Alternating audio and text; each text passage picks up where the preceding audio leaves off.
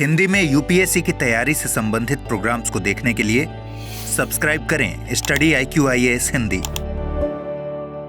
नमस्कार, मैं हूं ओम द्विवेदी। स्वागत करता हूं आपका स्टडी IQIAS हिंदी के इस प्लेटफॉर्म पे। और आज मैं आपके साथ भारत और जर्मनी के रिश्तों से संबंधित कुछ चर्चा करने वाला हूं।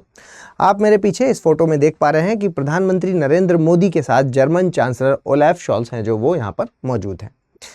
यानी कि इनकी विजिट है जो वो भारत में हो चुकी है, ये आ चुके हैं भारत में। तो इस लिहाज से हमारे लिए इम्पॉर्टेंट हो जाता है, एक यूपीएससी एस्पिरेंट होने के नाते ये इम्पॉर्टेंट हो जाता है कि भारत और जर्मनी, क्योंकि यहाँ से डायरेक्ट क्वेश्चन भी आने की संभावना है कि भारत और जर्मनी है जो उनके बीच में जो संबंध है, उस इंटरनेशनल रिलेशन वाला जो पार्ट है वहाँ पर ये क्वेश्चन है जो पूछा जा सकता है।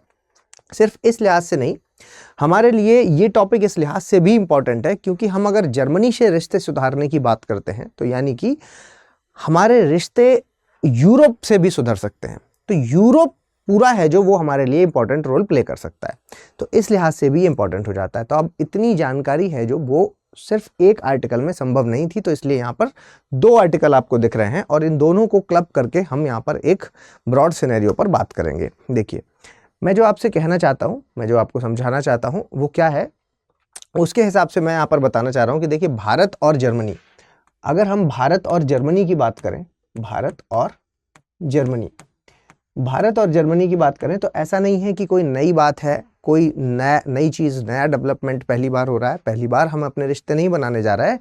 इनसे हमारे रिश्ते हैं जो वो हमारी आज़ादी से पहले से ही है, ठीक है, प्री इंडिपेंडेंस वाले रिश्ते हैं, प्री इंडिपेंडेंस। तो क्योंकि प्री इंडिपेंडेंस के समय से इनके साथ हमारे अच्छे रिश्ते चल रहे हैं, लेकिन फिर भी हम जो मेनली जर्मनी के साथ अपने रिश्तों की बात करते हैं तो वो करते हैं सन 2000 के बाद। क्यों? क्योंकि सन 2000 के बाद हमने इनके साथ रणनीतिक भागीदारी की, और मैं जब रणनीतिक भागीदारी की बात करता हूं, रणनीतिक भागीदारी का मतलब क्या हुआ? रणनीतिक भागीदारी से आप समझ सकते हैं कि भागीदारी कि मैं सिर्फ यहाँ पर इकोनॉमी पॉइंट ऑफ व्यू से बात नहीं कर रहा, मतलब अर्थव्यवस्था तो इसमें आर्थिक आधार तो शामिल है ही है, लेकिन आर्थिक आधार के अलावा और भी, जैसे कि आप सुरक्षा संबंधों की बात भी यहाँ पर कह सकते हैं, सामाजिक संबंधों की बात भी यहाँ पर कर सकते हैं, है ना, टेक्नोलॉजिकल रिलेशंस के पॉइंट ऑफ व्यू से भी आप यहाँ पर कह सकते हैं। ये सारी चीज़ें हैं जो वो हमने सुधारने का प्रयास किया है, सिक्योरिटी के हिसाब से, डिफेंस के इक्विपमेंट, और ये सारे रिश्ते हैं जो हमने यहाँ पर सुधार करने का कोशिश की है, ठीक है। तो रणनीतिक शब्द का मतलब क्या हो जाता है कि आर्थिक के अलावा और भी जो क्षेत्र हैं हमने वहाँ पर भी जो है वो रिश्ते बेहतर किए हैं।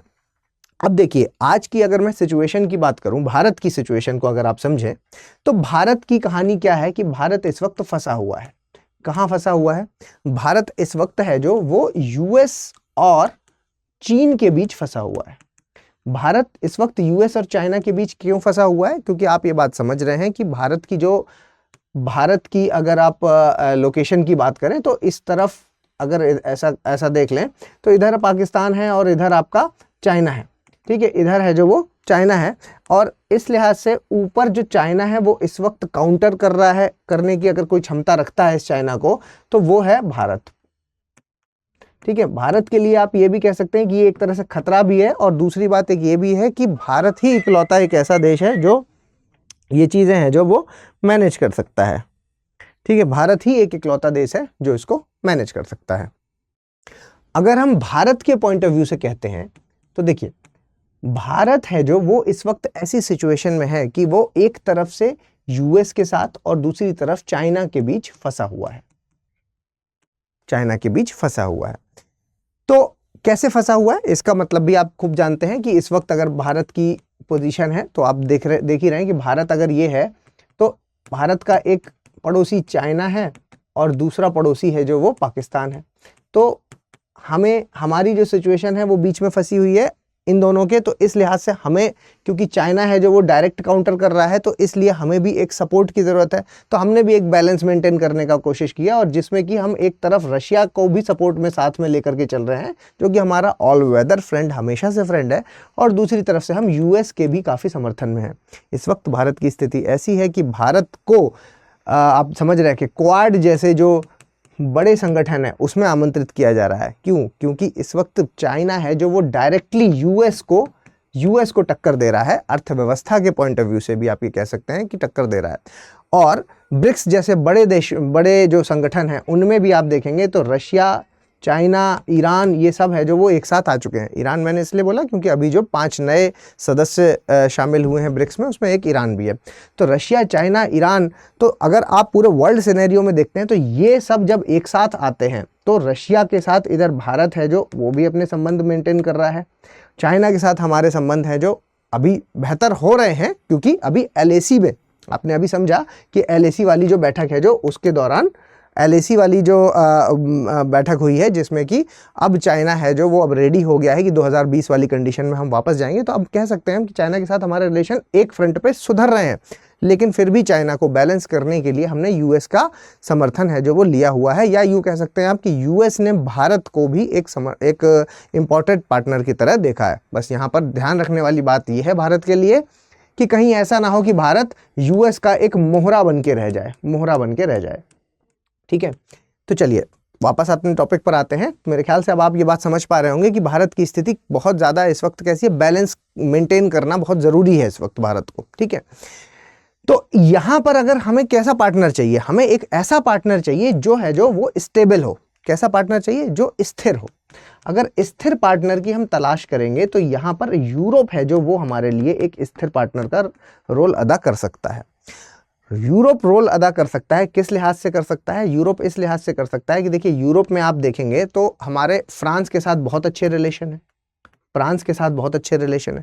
यूरोप में अगर आप देखेंगे तो यूके के साथ भी हमने अपने रिलेशंस हैं जो वो मेंटेन किए हुए हैं। इस वक्त बीच में खालिस्तान वाले इश्यूज की वजह से जरूर ऊपर नीचे हुआ थोड़ा, लेकिन अभी मेंटेन्ड है। तो अगर यहाँ पर इन दोनों के साथ मेंटेन्ड है रिलेशन, तो आप ये कह सकते हैं कि जर्मनी को अगर हमने मैनेज कर लिया, ठीक है, तो जर्मनी को अगर हमने मैनेज कर लिया तो कम से कम ये कह सकते हैं कि यूरोप का एक बड़ा पार्ट है जो वो भारत के हित में चला आएगा। तो यानी कि यूरोप से भारत को एक अच्छा समर्थन मिल सकता है। तो इस लिहाज से हम अपने मतलब हमारे लिए क्यों बेहतर है? हमारे लिए हर लिहाज से बेहतर है। देखिए, इकोनॉमिक पॉइंट ऑफ व्यू से, आर्थिक पॉइंट ऑफ व्यू से, आर्थिक आधार पर भी हमारे लिए बेहतर है ना। आर्थिक आधार पर बेहतर हो जाएगा। आप कह सकते हैं सर टेक्नोलॉजिकल डेवलपमेंट के हिसाब से, मतलब कि तकनीक के आधार पर, तकनीक है जो वो वहां से हमें मिल सकती है ना, आसानी से मिल जाएगी। उसके अलावा आप कह सकते हैं कि सर जियोपॉलिटिकल बैलेंस मेंटेन करने के लिए, जियोपॉलिटिकल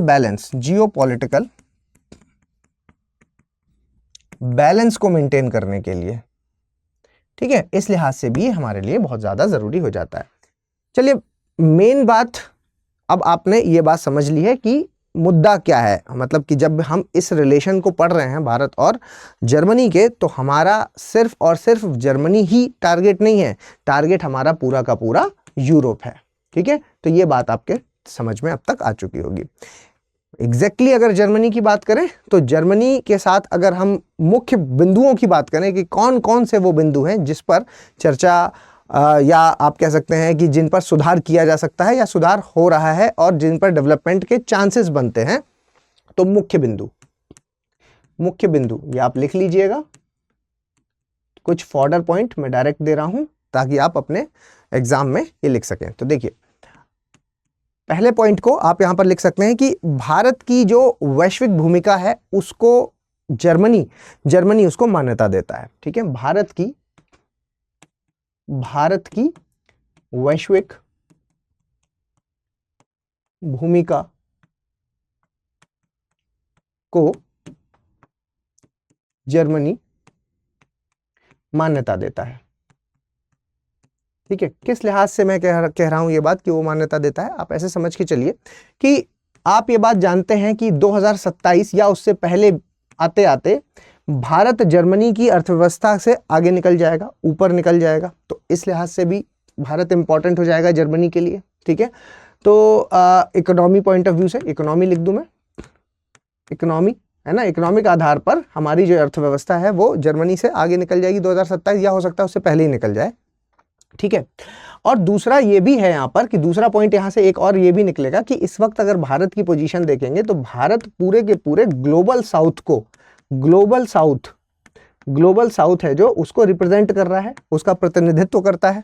ग्लोबल साउथ का मतलब यहाँ पर ऐसा नहीं है कि आप इक्वेटर के नीचे वाले सभी देशों को साउथ के देश मान लें।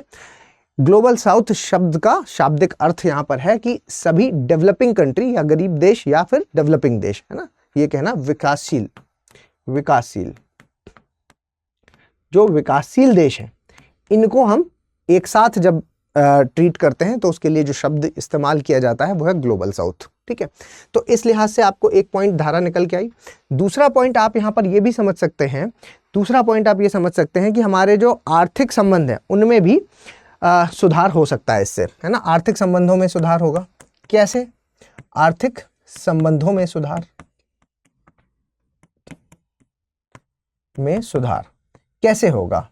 कैसे होगा आर्थिक संबंधों में बेटा सुधार? ऐसे होगा क्योंकि देखिए अभी इस वक्त ऑटोमोबाइल इंडस्ट्री को आप ले लीजिए एग्जाम्पल के तौर पर, है ना, या आप पूरा मैन्युफैक्चरिंग ले लीजिए कि जर्मनी का जो मैन्युफैक्चरिंग है, ठीक है, वो जर्मनी में जो मैन्युफैक्चरिंग है वो हमारे लिए, अगर उनके साथ अच्छे रिश्ते हैं तो हमारे लिए एक वरदान साबित हो सकता है। क्योंकि अभी हमारी जो डिपेंडेंसी चाइना के ऊपर है, वो चाइना के ऊपर जो हमारी डिपेंडेंसी है उसको हम यहाँ से कम कर सकते हैं। ठीक है, तो आप ये पॉइंट है जो इसी के भीतर ये बात लिख सकते हैं कि जर्मनी है जो जर्मनी की मैन्युफैक्चरिंग, ठीक है, जो मैन्युफैक्चरिंग है, जर्मनी का जो मैन्युफैक्चरिंग है, ठीक है, उससे हमें फ़ायदा मिल सकता है, उससे हमें फ़ायदा मिल सकता है और जर्मनी को भी फ़ायदा मिल सकता है। क्यों? क्योंकि देखिए हमारे लिए जैसे हमारे लिए क्या है कि वो वहाँ से एक फ़ायदा ऐसे मिल सकता है कि हमारे लोग वहाँ पर काम करने जा सकते हैं। दूसरा, हमारे पास क्योंकि लोग हैं, ठीक है, और स्किल्ड हैं, तो फिर वहाँ पर काम करने जा सकते हैं। दूसरा ये भी है कि हम वहाँ से हमें टेक्नोलॉजी मिल सकती है। उनके लिहाज से कैसे अच्छा है? क्योंकि हम एक बड़ा मार्केट हैं, तो हम क्योंकि एक बड़ा मार्केट है तो चाइना का हम एक तरह से रिप्लेसमेंट है। ठीक है, तो चाइना का हम रिप्लेसमेंट है। आप ऑटोमोबाइल इंडस्ट्री को ले लीजिए, फॉक्सवैगन हो गई, ऑडी हो गई, उसके अलावा आप स्कोडा हो गई। ठीक है, तो ये सारी चीज़ें हैं जो ये ऑटोमोबाइल इंडस्ट्री, है ना, ऑटोमोबाइल इंडस्ट्री के पॉइंट ऑफ व्यू से भी आप ये बात कह सकते हैं कि आर्थिक संबंधों में भी हमारे लिए फ़ायदा होगा। क्योंकि मैन्युफैक्चरिंग के लिहाज से हमें उनसे मदद मिल सकती है और एक बड़े बाज़ार के लिहाज से हम उनके काम आ सकते हैं। ठीक है, तो यहाँ पर दोनों के डिप्लोमेटिक रिलेशंस हैं जो वो बेहतर हो सकते हैं। ठीक है, तीसरा पॉइंट आप यहाँ पर लिख सकते हैं। देखो, यूक्रेन एक ऐसा मुद्दा है जिस पर हम दोनों के पॉइंट हैं जो वो अलग हैं। यूक्रेन एक ऐसा मुद्दा है जिस पर भारत का और जर्मनी की जो थिंकिंग है वो थोड़ी सी अलग है।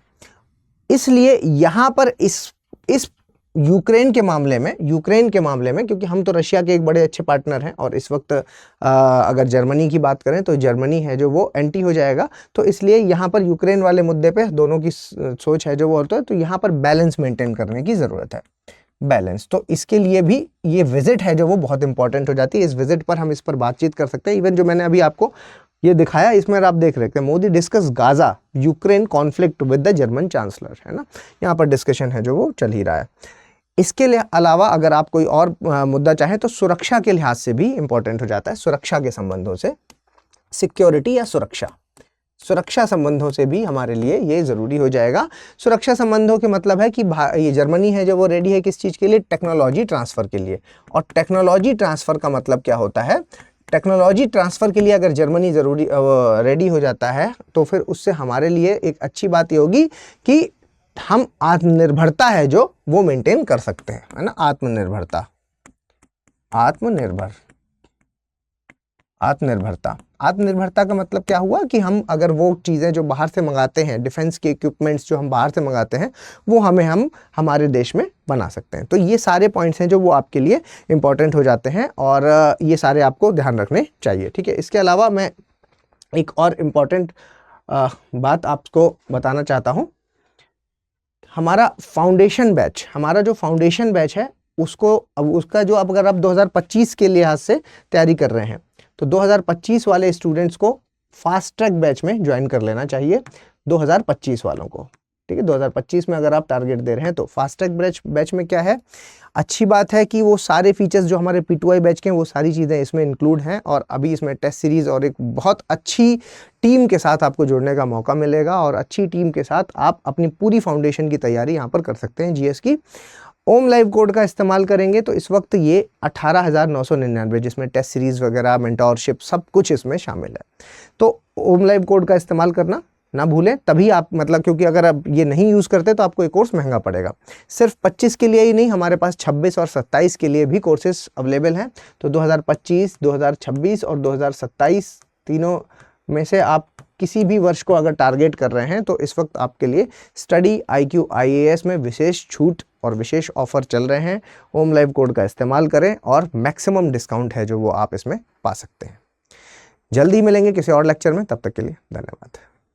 हिंदी में यूपीएससी की तैयारी से संबंधित प्रोग्राम्स को देखने के लिए सब्सक्राइब करें स्टडी IQ IAS हिंदी।